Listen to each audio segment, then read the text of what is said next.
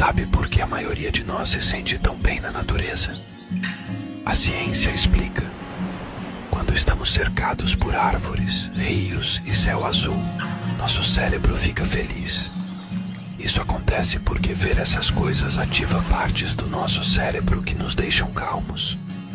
Além disso, ouvir os sons suaves da natureza nos ajuda a relaxar.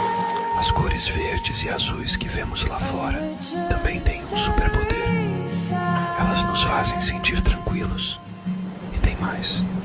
Quando estamos na natureza, conseguimos esquecer das preocupações e curtir o momento. É como se a natureza nos desse um abraço que acalma